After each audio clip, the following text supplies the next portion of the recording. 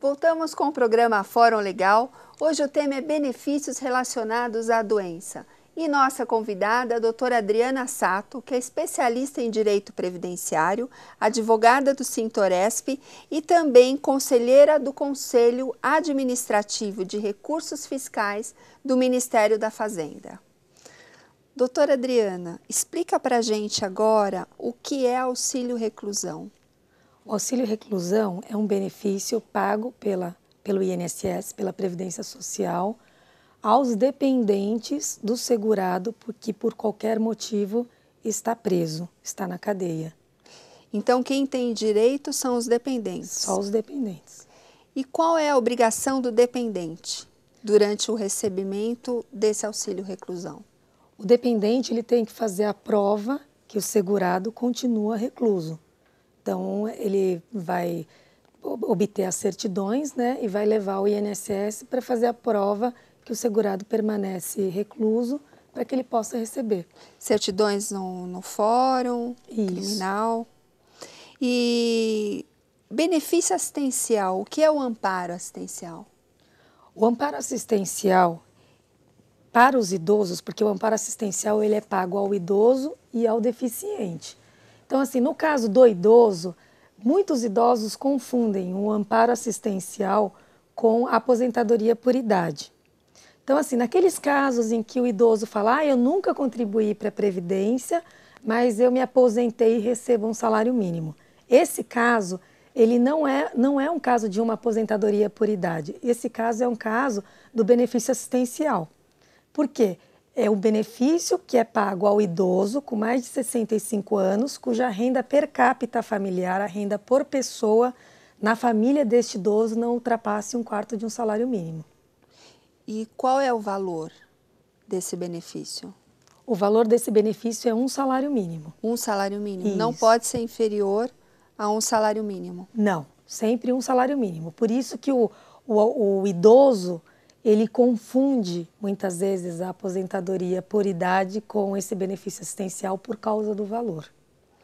E quais são os documentos exigidos? Os documentos exigidos para a concessão desse benefício assistencial são a declaração de renda por pessoa que resida no mesmo imóvel desse idoso, para que faça a comprovação de que por pessoa não ultrapasse 1/4 de um salário mínimo. Esse benefício, que é pago quando é pago ao idoso, é pago ao idoso miserável, da mesma forma ao deficiente.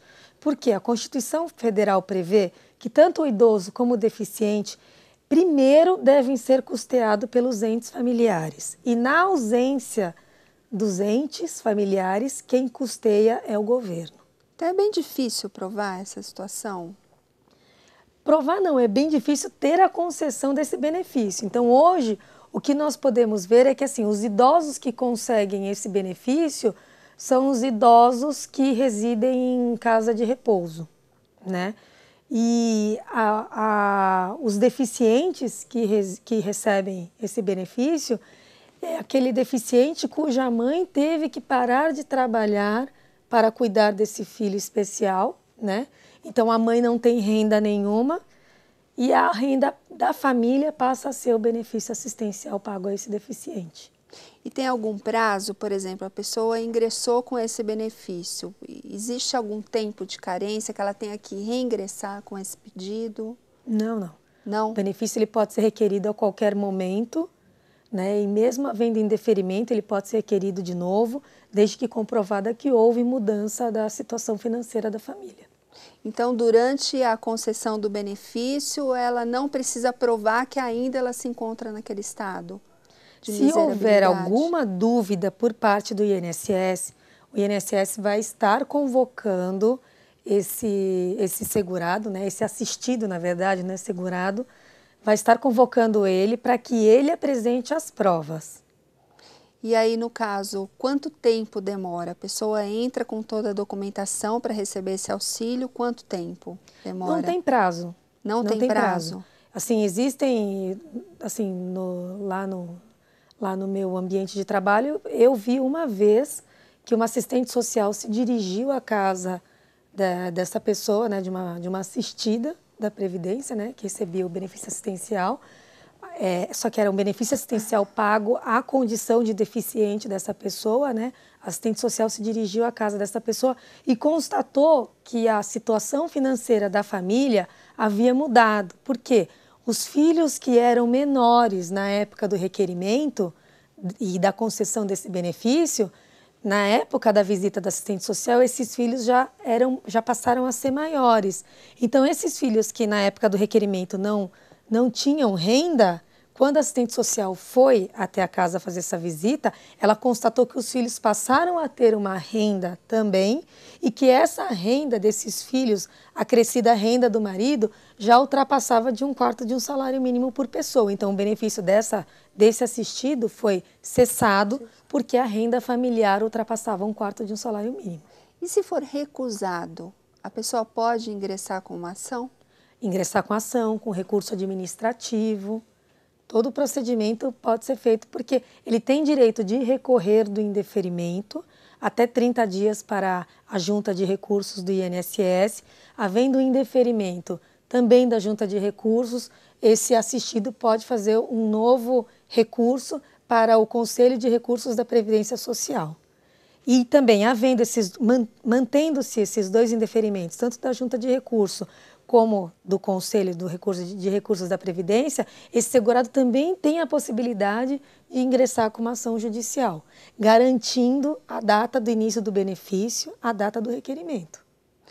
E o salário família, o que é o salário família? O salário família também é um benefício assistencial, só que ele é custeado pela Seguridade Social.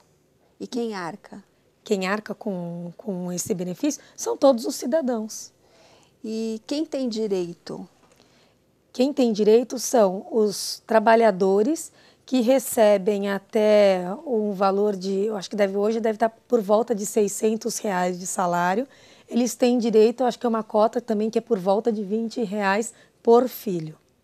Doutora Adriana, chegamos ao final do programa. Obrigada pela sua presença no programa Fórum Legal. Muito obrigada pelo convite. Chegamos ao final do programa Fórum Legal. Hoje o tema foi benefícios relacionados à doença e termina hoje a série de 4 programas sobre Seguridade Social. Quer rever estes programas? Acesse o site www.sintoresp.com.br. Ficou alguma dúvida? Mande para o nosso e-mail programa forumlegal@sintoresp.org.br. E na próxima semana o tema será sobre acessibilidade. Não percam! Obrigada pela sua companhia e até lá!